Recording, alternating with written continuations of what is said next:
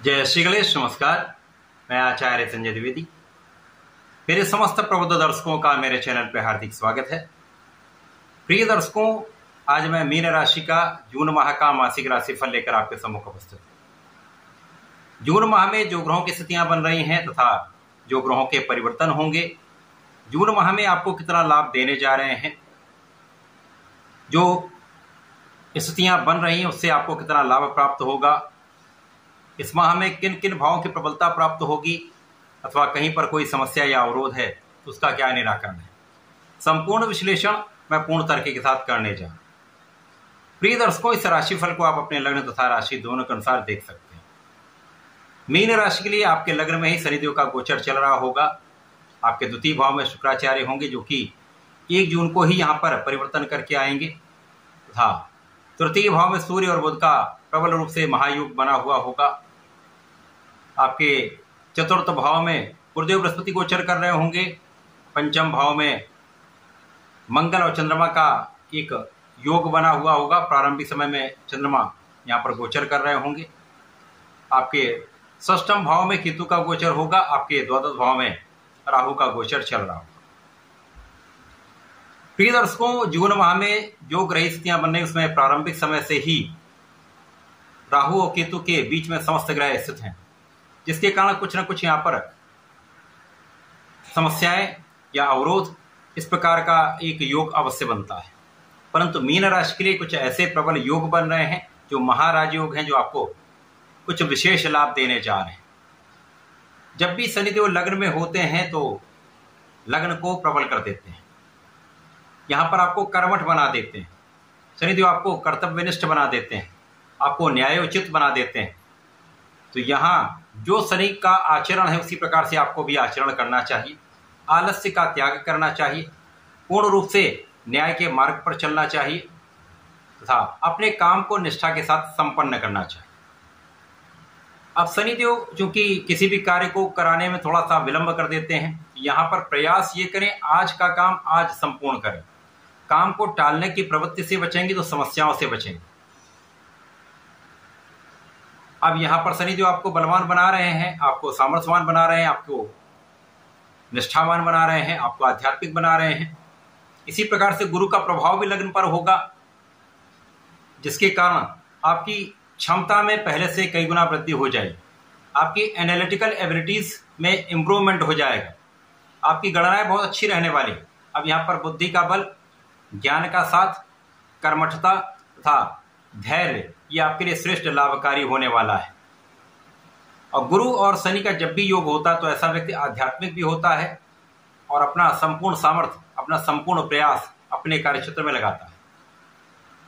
इसी के साथ साथ इस समय में आपकी संपूर्ण सुरक्षा हो रही है, आपकी आयु की रक्षा हो रही है तथा जब आप योग्य हो जाते हैं, आप क्षमतावान होते हैं तो आप आपके कार्यक्षेत्र में श्रेष्ठ परिणाम की प्राप्ति करते हैं। तो यहाँ पर आपका कार्यक्षेत्र बहुत अच्छा रहने वाला है। अब 3 जो बड़े ग्रह हैं उनमें से 2 ग्रह बहुत अच्छे हैं। शनिदेव और गुरुदेव का प्रभाव आपके लिए बहुत ही बढ़िया है।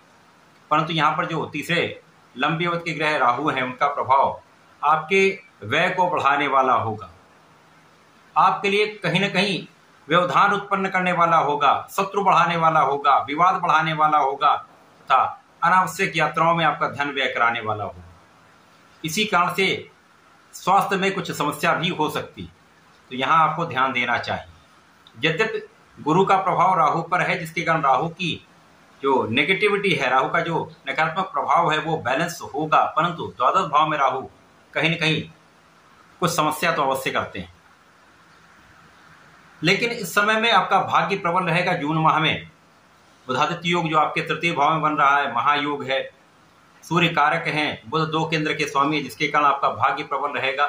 तो आप यदि अपना संपूर्ण परिश्रम करते रहते हैं तो समय का श्रेष्ठ लाभ भी आप ले पाएंगे।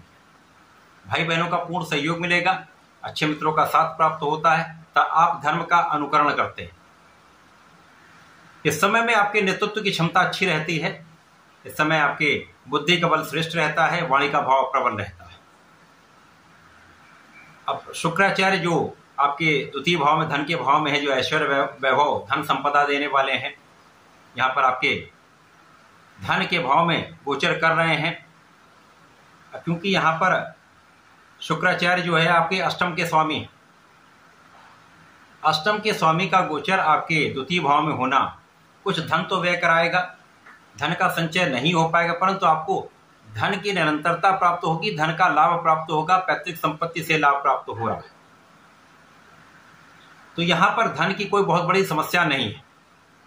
यहाँ आपको परिवार के बीच संयम से चलना चाहिए, वाणी पर नियंत्रण रखना चाहिए, क्रोध पर नियंत्रण रखना चाहिए, क्योंकि शनिदेव हठी बना देते हैं, क्रोधी बना देते हैं। तो इस पर नियंत्रण यदि आप कर लेते हैं तो समस्याएं कम से कम हों। जून माह में मंगल की स्थिति अत्यंत प्रबल है, जो आपके संतान का पक्ष बलवान करने वाला है, संतान से सुख देने वाला है, संतान भी बहुत अच्छी रहने वाली है। इसी के साथ साथ आपका ज्ञान का भाव, शिक्षा का भाव अत्यंत प्रबल रहने वाला है। ज्ञान शिक्षा में आप प्रगति करने वाले हैं, श्रेष्ठ लाभ लेने वाले हैं। इस समय में आपके प्रेम संबंध भी सही रहेंगे, प्रेम संबंधों में कोई बड़ी समस्या यहाँ पर नहीं। गुरुदेव का प्रभाव आपके जीवन साथी के साथ सामंजस्य उत्पन्न करेगा, साझेदारी में एक अच्छा लाभ देगा तथा शनि और गुरु का संयुक्त प्रभाव आपके कार्यक्षेत्र को प्रबल करने वाला, कार्यक्षेत्र में आपको आगे बढ़ाने वाला है। जब इस माह में पहला परिवर्तन बुध का होगा, बुध आपके तृतीय भाव से चतुर्थ भाव में जाएंगे, यहाँ पर ये स्वयं की राशि में पहुंचेंगे, तो यहाँ पर कई राजयोगों का निर्माण होने वाला है। यहाँ पर भद्र योग बन जाएगा। अब भद्र योग एक पंच महापुरुष राजयोग है, अत्यंत श्रेष्ठ महाराजयोग, जो आपके ज्ञान से, आपकी बुद्धि के बल पर, आपके गणनाओं के बल पर, आपके शिक्षा के बल पर, आपकी वाणी के बल पर, आपके कला क्षेत्र के ज्ञान के बल पर, व्यापारिक क्षमता के बल पर आपको महालाभ प्रदान करता है। अब यहाँ पर गुरु का साथ मिल जाएगा, ज्योति प्रभाव आरंभ हो जाएगा, तो यहाँ पर आप कुशाग्र रहेंगे। अब ज्ञान और बुद्धि दोनों जिसके पास होती है वो सर्वश्रेष्ठ लाभ लेता है। तो ऐसा ही प्रभाव आपके लिए प्राप्त हो रहा है। अब चतुर्थ भाव है, जहाँ पर गुरु अकेले थे तब तक कुछ समस्याएं थी, लोगों का उतना साथ नहीं मिल पाता था, लेकिन अब लोगों का साथ भी मिलेगा जून माह में। जून माह में आपके भूमि भवन वाहन का योग प्रबल होगा। जून माह में आपके सुख समृद्धि का भाव प्रबल होगा, सुख संपदा का आप अर्जन करने वाले हैं।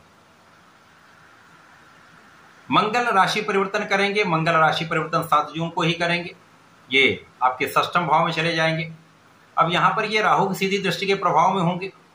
यद्यपि मंगल भी मित्र की राशि में होकर बलवान होंगे, परंतु कहीं ना कहीं यहाँ पर आपको बहुत संयम, बहुत सावधान रहना चाहिए, क्योंकि यहाँ पर विवाद होते हैं, लड़ाई झगड़े बढ़ जाते हैं, कानूनी समस्याएं हो जाती हैं जिनमें आप फंस सकते हैं। अतः इस समय का आपको ध्यान रखना चाहिए, इनसे बचना ही श्रेयस्कर होगा। इस समय आपका ऋण बढ़ सकता है। ऋण यदि लेना है तो कोई समस्या नहीं, लेकिन यदि आप किसी को धन देते हैं तो वापस आने की संभावना बहुत कम है, जिसके कारण विवाद होगा, समस्याएं होंगी। अच्छे मित्रों का साथ करें, स्वार्थी मित्रों को त्याग दें, यह आपके लिए श्रेयस्कर होगा। इसी प्रकार से इस समय में जब सूर्यदेव का परिवर्तन आपके चतुर्थ भाव में हो जाएगा, तो यहां पर महाराजयोगों का निर्माण हो जाएगा। चतुर्थ भाव में शासन योग बन जाएगा, बुधादित्य योग बन जाएगा, भद्र योग बन रहा है, कुशाग्र योग बन रहा है। तो आपके लिए कार्य क्षेत्र में किसी प्रकार की कोई समस्या नहीं। महाधन का लाभ, वृद्धि का योग, सुख वृद्धि का योग, मान वृद्धि का योग तथा आपके कार्य क्षेत्र में पद वृद्धि का योग निश्चित रूप से बनता है।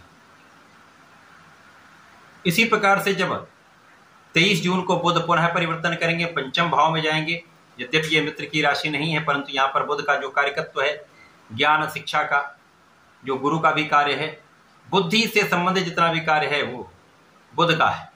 तो यहाँ पर शिक्षा में आपको सफलता मिलेगी, ज्ञान से आपको सफलता मिलेगी,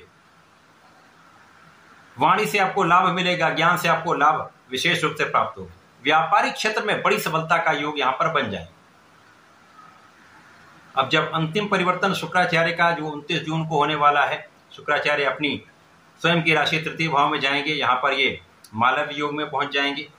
अब यहाँ पर स्वयं की राशि में होकर पराक्रमी से होकर पराक्रम के भाव में, तो जो ग्रह अपने भाव में अपनी राशि में होता तो महाबलवान हो जाता है।